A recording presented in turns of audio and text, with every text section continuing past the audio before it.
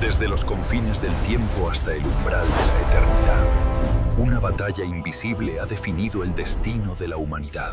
¿Estás listo para confrontar la verdad que transformará tu perspectiva para siempre? Muy bien, capítulo número 7, ¿sí? Vamos ya a ir entrando recuerden esto, estamos viniendo haciendo el desarrollo de que la senda de los justos es como la luz de la aurora que cada día va en aumento. Usted y yo sabemos que la supremacía papal trajo como consecuencia oscuridad y tinieblas, no solo dentro del mundo secular, sino también dentro de el cristianismo. La fe pura fue ocultada, fue mancillada, fue quitada al pueblo, la Biblia fue quitada al pueblo. Ahora la luz está empezando a florecer. En este capítulo va a hablar específicamente de un cisma. ¿Qué es un cisma? Un cisma es una ruptura, una separación. El capítulo número 7 nos va a recordar que no pueden andar dos juntos si no estuvieran de acuerdo. Vamos a ver que Martín Lutero va a ser el elemento que Dios va a utilizar para ¿qué?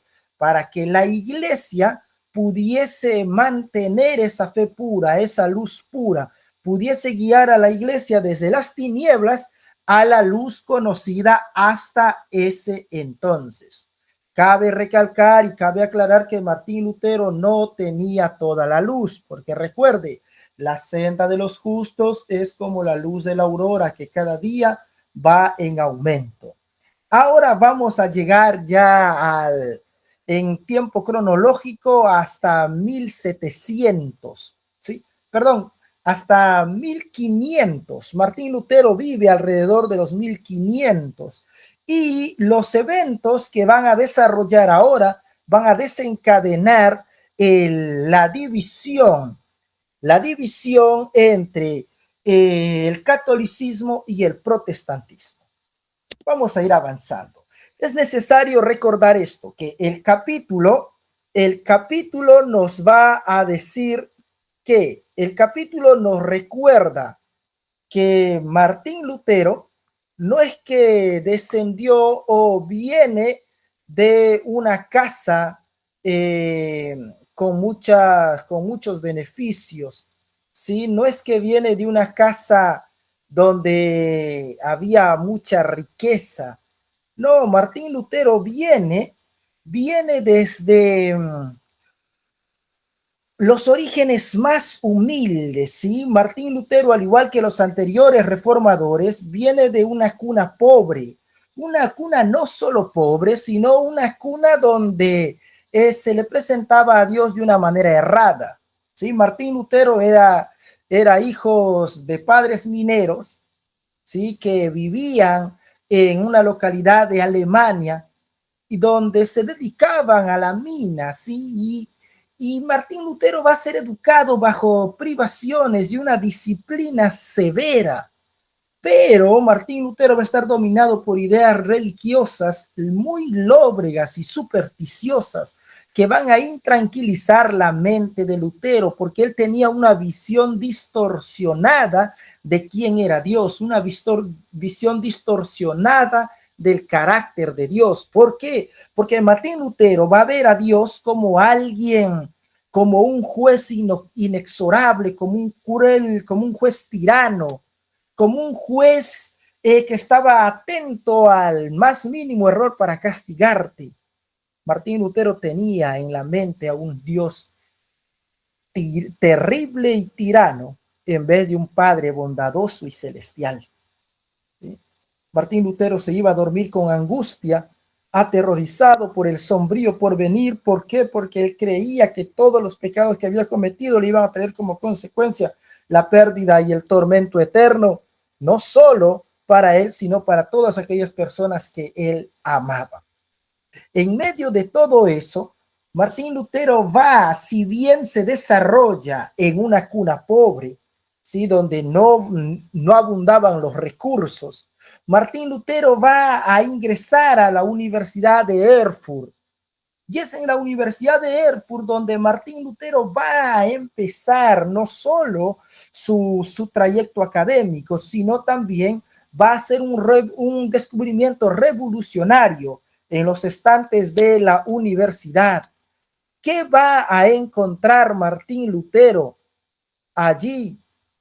¿Qué va a ver Martín Lutero y por qué es relevante esto?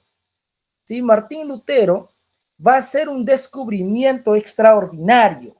Recuerden que la Biblia había sido quitada por el papado al pueblo, ¿sí? Martín Lutero, mientras examinaba los libros de la biblioteca aproximadamente a los 18 años, él va a descubrir la Biblia latina completa, la Biblia en latín, enteramente completa.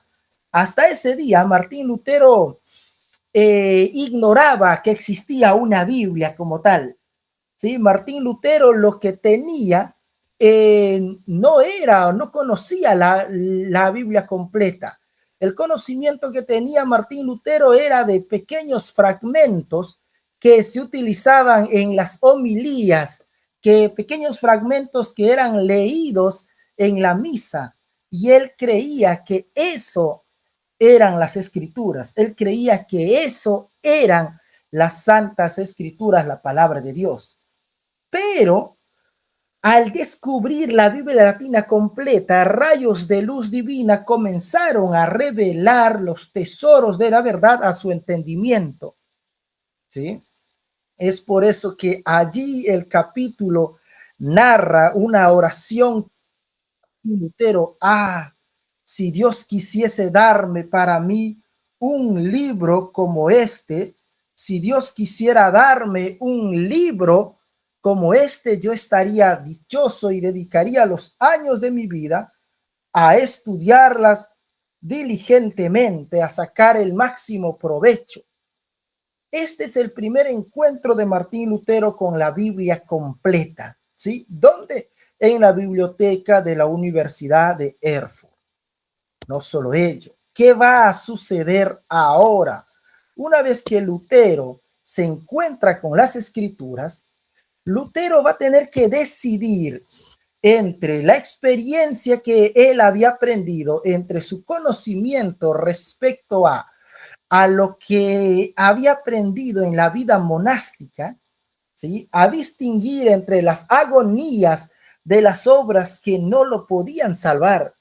En el monasterio de Erfurt, Martín Lutero era sometido a trabajos humillantes, a mendicidad, a ayunos extremos, a vigilias, a castigos corporales.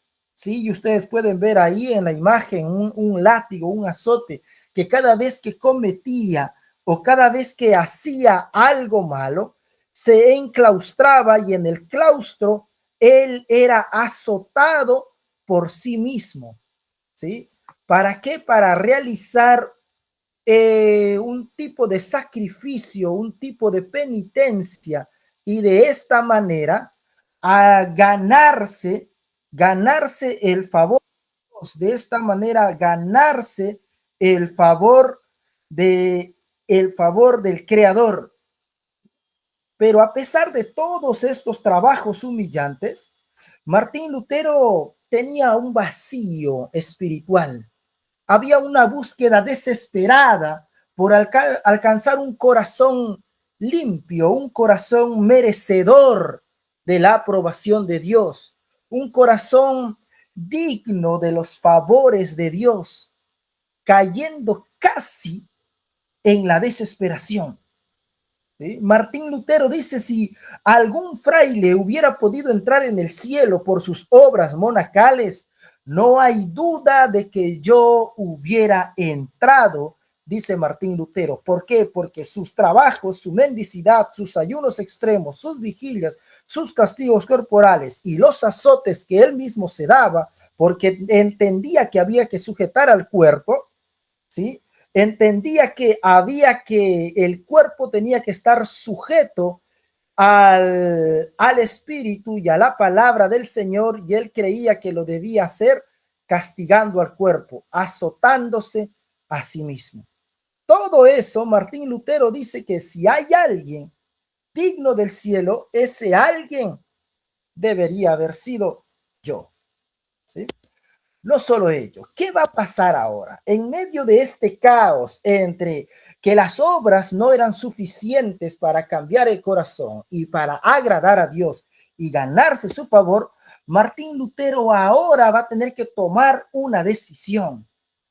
Y es aquí en la Universidad de Erfurt, cuando todo parecía perdido, el texto dice, el piadoso vicario Staupitz va a redirigir la mirada de Lutero, va a mostrarle a Lutero otra faceta del evangelio, va a mostrarle a Lutero otra manera de vivir el evangelio. Lutero va a pasar de esta experiencia triste, esta experiencia angustiosa, esta experiencia casi calamitosa, ¿a qué? A cambiar su visión, a cambiar su perspectiva. ¿La perspectiva de qué? La perspectiva de Dios, la perspectiva que tenía respecto a quién era Dios realmente. Porque fue Staupitz el que le va a enseñar a Lutero a dejar de contemplar el castigo infinito y a mirar a Cristo. Le va a decir, puesto los ojos en Jesús. Lutero va a tener que decidir, dejar de contemplar y centrarse en el castigo y mirar a Jesucristo crucificado, y esto va a traer como consecuencia paz en su alma. En lugar de martirizarte por tus faltas, le dijo Staupitz, échate en los brazos del Redentor. Ama a quien primero te amó. Tras una larga lucha, Lutero, con todo lo que había aprendido en el monasterio, con todo lo que había comprendido, tras una larga lucha, Lutero decide asirse de la verdad. Lutero decide creerle a Dios, creerle a su palabra por encima de sus pensamientos y por encima de lo que había aprendido en el monasterio. ¿Qué vino como consecuencia de esto? Como consecuencia de esto vino paz. La paz reinó en su corazón, la paz que las obras no podía darle, la paz que los ayunos no podía darle, la paz que los sacrificios y los azotes no podían darle. Vino como consecuencia de ¿qué? Como consecuencia de aceptar esta verdad, de centrar su mente no en el miedo, no en el castigo, sino centrar su mente en ¿quién? Centrar su mente en el sacrificio hecho por Jesús en la cruz del Calvario. Y esto va a ser un antes y un después en la vida y en la experiencia de Lutero. No solo ello, ¿qué va a suceder? Debemos recordar esto, que Lutero era sincero, Lutero era devoto, Lutero creía fielmente que lo que él creía era la verdad, ¿sí? Entonces él va a decidir hacer una peregrinación. Él va a hacer una peregrinación, dice el capítulo, y va a llegar a ir a Roma. Y cuando Lutero viaja todo el trayecto a pie hacia Roma, peregrinando, ¿sí? Lutero se va a encontrar, cuando llega a Roma, se encuentra con una ciudad sumida en el libertinaje, en la lascivia, en la profanación. Y Lutero va a decir, si hay un infierno, no puede estar en otra parte que no sea Roma. ¿Sí? Lutero va a encontrar un contraste entre su vida y cómo vivían los monjes y los sacerdotes en Roma. Lutero vivía de una forma sencilla, buscaba la santidad, viajó a pie a Roma, caminando, hospedándose en los conventos, llevando una vida de abnegación, una vida de sacrificio, porque así le enseñaron que se ganaba el favor de Dios. Y cuando llega a Roma encuentra un contraste totalmente completo. Cuando llega a Roma encuentra corrupción, encuentra hipocresía, encuentra monjes viviendo como príncipes, haciendo banquetes suntuosos, sacerdotes profanando la misa con chistes indecentes. Y esto a Lutero le produce un tipo de disonancia cognitiva. Y Lutero ahora se encuentra con esta contradicción y dice, se enseña una cosa y se hace otra cosa. ¿Cómo esto es posible? Si hay un infierno, no puede estar en otra parte que debajo de Roma y de este abismo salen todos los pecados, va a decir Lutero. ¿Sí? Lutero va a decir que de Roma salen todos los pecados. Y es allí donde Martín Lutero se va a encontrar con esta verdad y va a recordar la verdad que había leído allá en la biblioteca de la Universidad de Erfurt. Porque si bien es cierto, el Papa prometía indulgencias a quienes subiesen de rodillas esa escalera. ¿Cuál escalera? Supuestamente la escalera que había sido transportada mágicamente, era un dicho que se decía así, mágicamente, desde Jerusalén hasta Roma. Era la escalera por donde Jesús pasó, por donde Jesús anduvo. Entonces, todo aquel que subía arrodillado por esa escalera, se le prometía indulgencias. Y mientras Martín Lutero subía devotamente, unas palabras repercutieron en su corazón como trueno. ¿Cuáles eran estas palabras? Romanos 1:17. El justo vivirá por la fe. Cuando Martín Lutero recordó esta palabra, recordó este texto, se puso de pie y salió corriendo con vergüenza. Sus ojos se abrieron para siempre. ¿A qué? Sus ojos se abrieron para siempre al engaño de confiar en las obras para la salvación, porque Lutero va a entender que el justo no vive por las obras, sino que el justo vive por la fe. Y ese es el clic que hace en la mente de Lutero y en su experiencia. Y a partir de allí, Lutero se va a dedicar ¿a qué? Lutero se va a dedicar, no solo a dedicar, sino que Lutero se va a comprometer exclusivamente, íntegramente, ¿a qué? A compartir el evangelio, a compartir la palabra del Señor, a compartir este mensaje que llenó su corazón, este mensaje que le dio alivio, no solo alivio, sino le dio sentido. ¿Sí? Le dio sentido a su vida religiosa. Ahora Lutero va a ser nombrado doctor en teología en la Universidad de Wittenberg.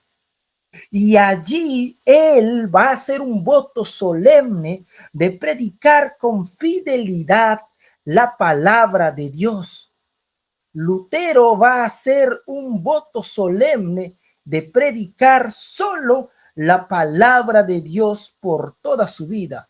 ¿Sí? No los dichos del Papa, no los dichos de ningún sacerdote, sino él va a decir, voy a predicar la Biblia, enteramente la Biblia, y la Biblia es suficiente para calmar los corazones angustiados. Y va a decir que el nacimiento del principio vital de la reforma es esta: cuando los cristianos no debieran admitir más doctrinas que las que tuviesen apoyo en la autoridad de las sagradas escrituras. He allí la esencia del cristianismo. El cristiano prueba lo que dice con un escrito está, y todo lo que cree, la base de su fe está en las sagradas escrituras, nada fuera de ella. Ningún argumento, ninguna creencia, ninguna interpretación, ninguna tradición se toma como doctrina, ¿sí? Si no tiene fundamento bíblico. ¿Sí? Y eso va a dejar muy en claro Lutero en toda su experiencia. ¿Sí? Ahora, una vez habiendo hecho este voto solemne para predicar la palabra, no los dichos de los papas, Lutero va a rechazar el escolasticismo. Lutero va a denunciar la filosofía humana como inútil y perniciosa para la fe. Lutero ahora va a compartir las buenas nuevas de un Salvador amante y la seguridad de ¿qué? La seguridad del perdón gratuito, del perdón, este perdón que se entrega a todo creyente, este perdón que se va a entregar a cada uno de los que desean recibir la gracia, recibir lo que la obra de Jesús y recibir gratuitamente el sacrificio hecho por Jesucristo en la cruz del Calvario. Esa buena noticia que alegró la mente, alegró el corazón y trajo paz a la vida de Lutero, esa misma noticia Lutero ahora la va a compartir de manera gratuita, porque la salvación es gratuita y todo esto lo está llevando a cabo en Wittenberg. ¿Qué sucede ahora? Va a ocurrir un escandaloso tráfico de la gracia de Dios, ¿sí? Para financiar la Basílica de San Pedro allá en Roma, que se estaba construyendo, la iglesia va a empezar a comercializar el perdón, ¿sí? Y Lutero se va a encontrar cara a cara con un sacerdote llamado Texel. Este monje va a propagar mentiras desvergonzadas, vendiendo certificados que prometían la absolución sin necesidad de arrepentimiento. ¿Qué quiere decir esto? Si usted compra este certificado de perdón, no tiene necesidad de hacer ninguna otra cosa, es perdonado. Incluso el capítulo dice lo siguiente, ¿sí? Usted podía comprar certificados por las almas de sus difuntos. Y cuando la moneda caía al fondo del cofre, en ese mismo momento que la moneda sonaba en el cofre, el alma del difunto pasaba del infierno hacia el cielo. Texel propagaba esto. El engaño era que la gracia de Dios y la del Santo Padre están a las puertas de la ciudad y todo aquel que quería podía ir y comprarlas, ¿sí? Pero Lutero va a utilizar la Biblia y va a decir: tu dinero perezca contigo, porque has pensado que el don de Dios se obtiene con dinero. Esta fue la respuesta que le dio Pedro. ¿A quién? A Simón el mago, cuando quiso comprar el poder del Espíritu Santo. Ahora Lutero va a hacer frente a este tráfico de la gracia de Dios, vendiendo las indulgencias, vendiendo los certificados de absolución. ¿Qué va a suceder ahora? Va a suceder que Lutero va a, en vísperas de la fiesta de todos los santos, que es el 31 de octubre de 1517, Lutero va a clavar 95 tesis o 95 preposiciones, donde en las puertas de la iglesia de Wittenberg. Y es allí en las puertas de Wittenberg donde Lutero va a clavar las famosas 95 tesis, ¿sí? Y en estas 95 tesis, Lutero va a demostrar con la Biblia y va a desafiar públicamente el tráfico de las indulgencias que eran contrarias a las escrituras. Y Lutero va a decir que la palabra del Señor, la gracia y la salvación es gratuito, ¿sí? Las tesis que plantea Lutero, las tesis van a demostrar que el Papa no tiene poder para perdonar pecados. Va a exponer a las indulgencias como un artificio para sacarle el dinero a la gente. Y también las tesis proclaman que la gracia de Dios se otorga gratuitamente mediante la fe, ¿sí? En estos tres ejes giraba las 95 tesis que planteó Lutero. No solo ello. ¿Qué va a pasar ahora? Ahora, como pasó con nosotros reformadores, cuando a Roma no le gusta algo, Roma ahora va a intentar utilizar la fuerza, ¿sí? El capítulo va a tener un giro un tanto gris, porque ahora va a surgir que Lutero se va a ver enfrentado como David contra Goliat, él contra todo el sistema que lo había educado, contra todo el sistema donde se había formado, contra todo el sistema a quien hasta hace poco defendía y había consagrado su vida a sostener. ¿Sí?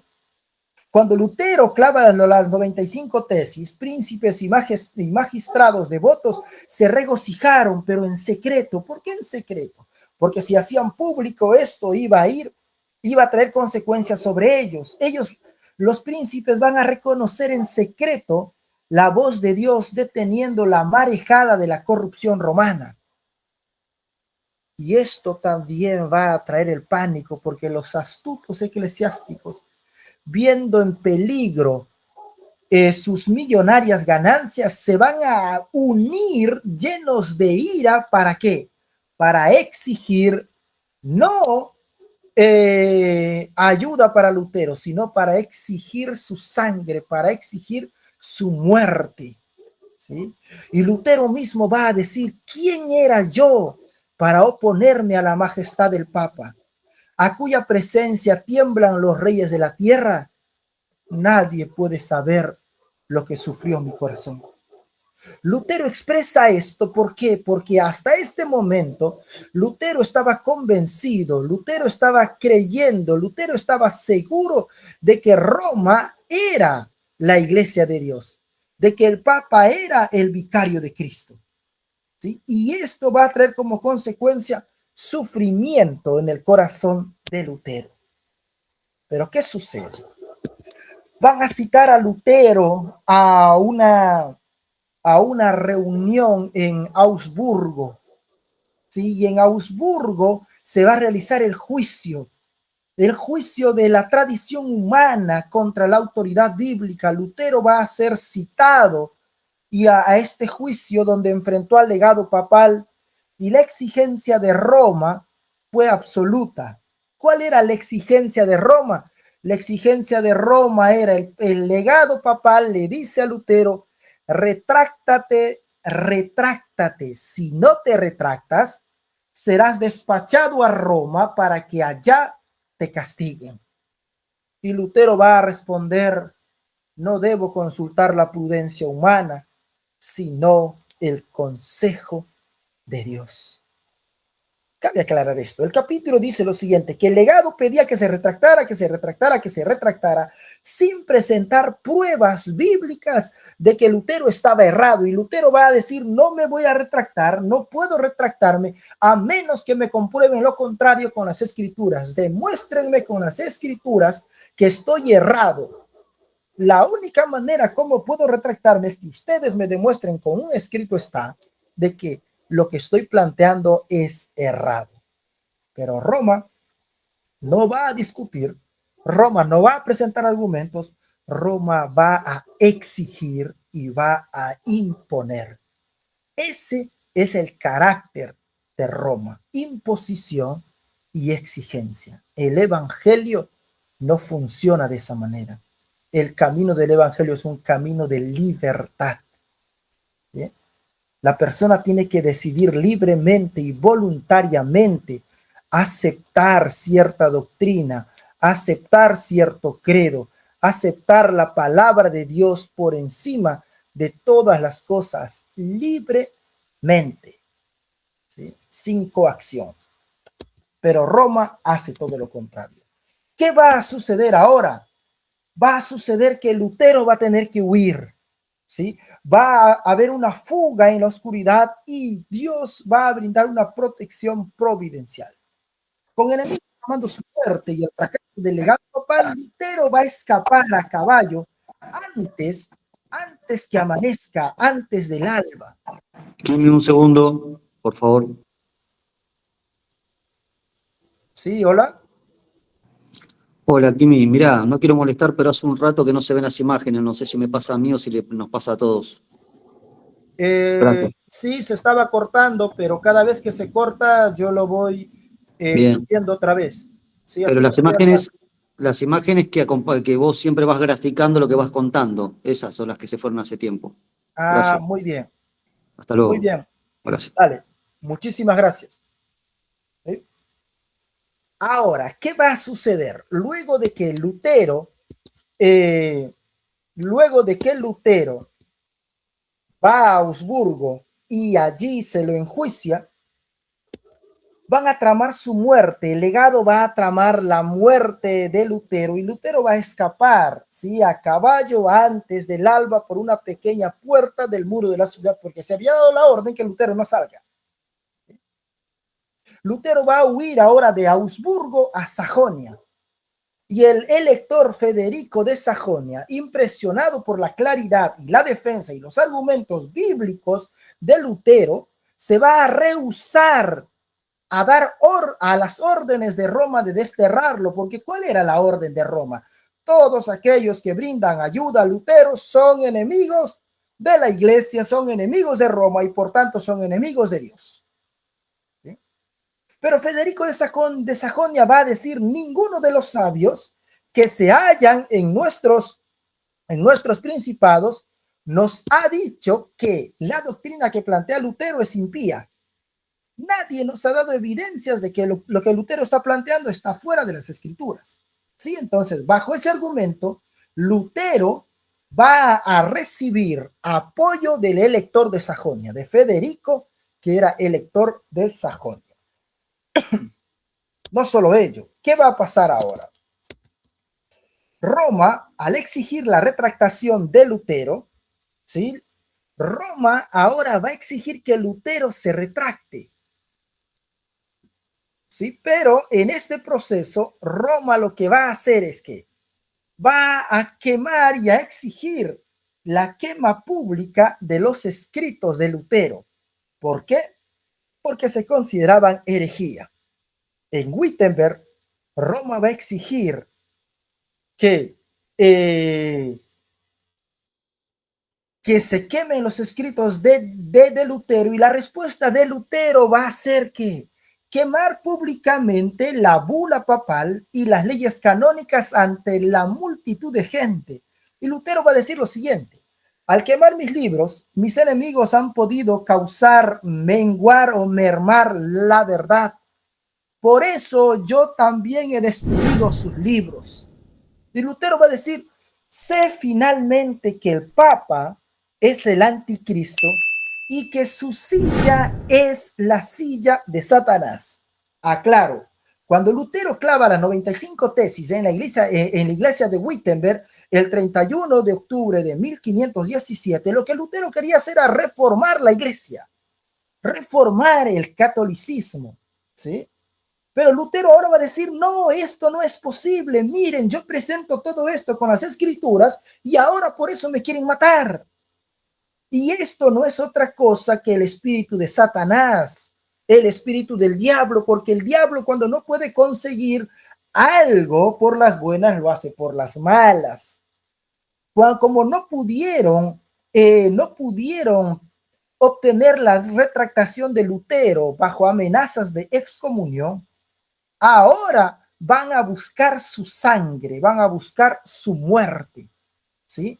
Y Lutero va a quemar públicamente la bula papal y va a declarar que el Papa es el anticristo y la silla donde está sentado es el trono de Satanás.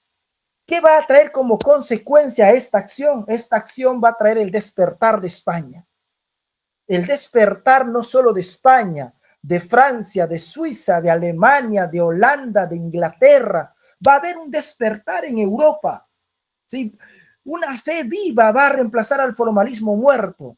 Las universidades se van a llenar de estudiantes sedientos de la verdad, sedientos de la palabra de Dios.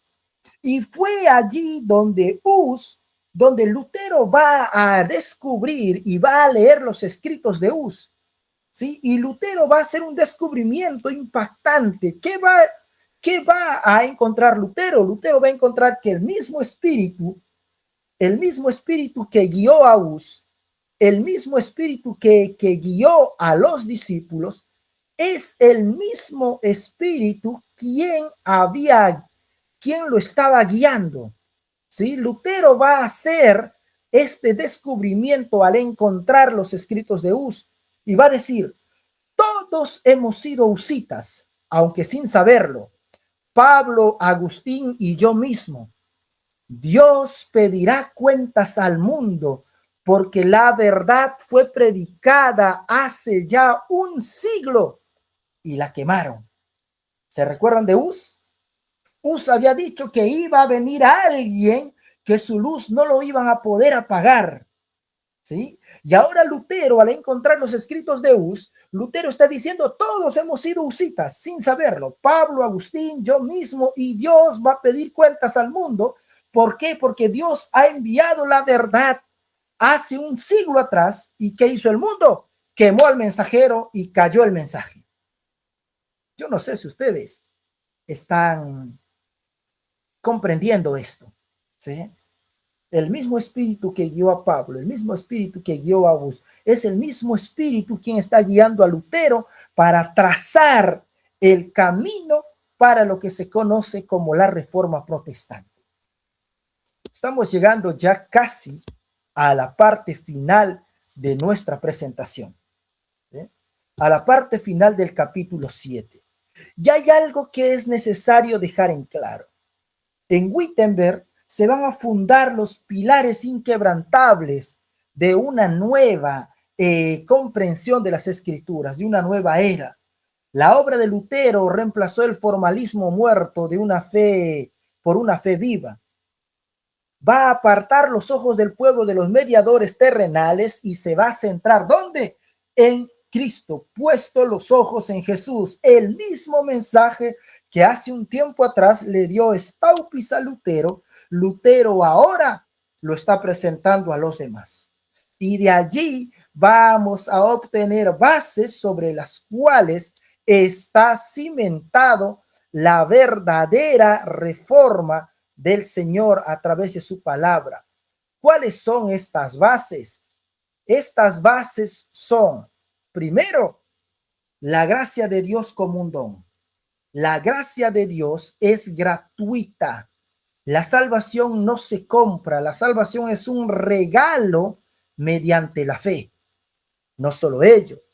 La sola escritura. ¿Qué es la sola escritura? La sola escritura es que la Biblia, únicamente la Biblia, es la espada de dos filos para probar cada doctrina. ¿Qué es lo que crees? Tus creencias tienen que ser probadas por la Biblia. Si son contrarias a las escrituras, deséchalas. ¿Sí? ¿Por qué? Porque no tienen sentido, no tienen razón de ser. Otra de las bases de la reforma es que Cristo es el único mediador. ¿Sí? ¿Entre quién? Entre Dios y los hombres. Y esto va a traer como consecuencia la destrucción de la necesidad de bulas, de indulgencias, de ritos humanos, de la confesión. Todas este mensaje va a traer el desmoronamiento del sistema romano, donde para acercarte a Dios necesitabas un intermediario. Bien. Lutero va a decir, de lo que estoy cierto es que la palabra de Dios está conmigo y no con ellos.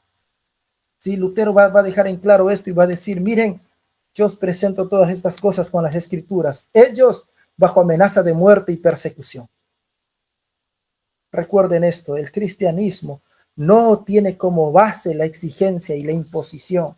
Usted está aquí porque quiere. ¿Sí? ¿Por qué? Porque considera que algo útil puede sacar de aquí, por eso está aquí. Si no, estaría haciendo otra cosa, mirando alguna otra presentación, mirando alguna serie, mirando algún video, escuchando algo, estaría haciendo otra cosa. Usted está aquí porque quiere, porque considera que algo útil va a sacar de esto. ¿Sí? Lo que la Biblia plantea es que el servicio es voluntario, el servicio no es exigido. ¿Sí?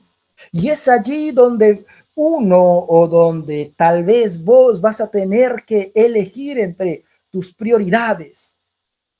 ¿Sí? Y lo que Lutero está planteando es esto, miren, la palabra del Señor es una y nuestras creencias, nuestra doctrina debe estar basada en las escrituras, ya que es la única que tiene capacidad para probar cada una de nuestras creencias. ¿Bien? Y para ir culminando, la lucha de ayer es la misma lucha de hoy. ¿Sí? No ha cambiado nada. Así como en los tiempos de Lutero, hubo una verdad presente en los días de Lutero. Hay una verdad de actualidad para nuestros días. Así como en los tiempos de Lutero había una luz revelada para su tiempo, para nuestro tiempo también hay una luz revelada. ¿Cuál es esa luz revelada? Usted ya lo sabe, y si no lo sabe, le refresco la mente. El mensaje de los 3 ángeles. Y usted me va a decir, pero ¿por qué no estudiamos el mensaje de los 3 ángeles? ¿Y por qué estamos estudiando el conflicto de los siglos? Porque usted no puede hacer oraciones si no sabe el abecedario. ¿Sí? No puedo hacerle dictado y que usted escriba dictado si no tiene en cuenta el abecedario. El conflicto de los siglos es el abecedario y sienta las bases para que podamos tener en claro sobre qué estamos parados. En los días de Lutero hubo un conflicto, sí, hoy existe la misma disposición que antaño, aceptar las teorías y las tradiciones de los hombres antes que la palabra de Dios. No crean que hoy día creemos y el cristianismo cree puramente lo que la Biblia dice. No cree, tal líder lo dijo, tal pastor lo dijo, tal persona lo dijo, entonces es verdad. No, no es verdad porque tal persona lo diga, es verdad porque la palabra de Dios lo dice y usted está en todo su derecho de decir, a ver, ¿dónde está escrito lo que usted está planteando? Está en todo su derecho. Usted puede exigir a cualquier pastor, a cualquier misionero, a cualquier obrero, a cualquier dirigente de iglesia y decirle, a ver, muy bonito lo que compartió, muy bonito lo que predicó, muy bonito lo que nos presentó, pero ahora, por favor, dígame, ¿dónde puedo encontrar las citas sobre las cuales está basado la presentación que has hecho? ¿Sí? No solo ella. Así como en los días de Lutero también se presentó una advertencia, ahora también hay una advertencia, porque el gran conflicto entre la verdad y la mentira va a ir aumentando en intensidad, ¿sí? Los que esparcen la verdad hoy no van a tener mayor aceptación que los primeros reformadores, y esto usted tiene que tenerlo bien claro. Jesucristo le dijo a sus discípulos, si a mí me han perseguido, a vosotros también os perseguirán. Si con el árbol verde hicieron esto, imagínense qué harán con el árbol seco. ¿Sí? Es necesario que este conflicto siga y prosiga y siga avanzando, porque hay una verdad presente. ¿Cuál es esta verdad presente? El conflicto incesante, porque la historia de Lutero del capítulo 7 no es un mero repaso del pasado, sino que representa la lucha entre la verdad pura y las tradiciones incómodas. ¿Sí? Entre lo que dicen los hombres y lo que dice Dios. Porque el gran conflicto gira entre la verdad y la mentira, entre Cristo y Satanás, y este conflicto va a ir aumentando en intensidad a medida que se acerque el fin de la historia. Y déjeme decirle algo, a nosotros nos ha alcanzado el tiempo del fin. Es a usted y es a mí a quien nos ha alcanzado vivir estos tiempos finales. Que sea Dios quien pueda prepararnos para que cuando todos los demás estén en contra podamos nosotros asirnos a la palabra de Dios. Aún así dice Dios a través de su palabra, aunque todos los demás quieran lo contrario. Que el Señor te bendiga, que su gracia te acompañe y su Santo Espíritu nos recuerde constantemente todo lo que venimos estudiando, ¿sí? Y cada día podamos ir aprendiendo más y más de la palabra del Señor. ¿Sí? Amén. En el nombre de Jesús. Amén. La verdad continúa.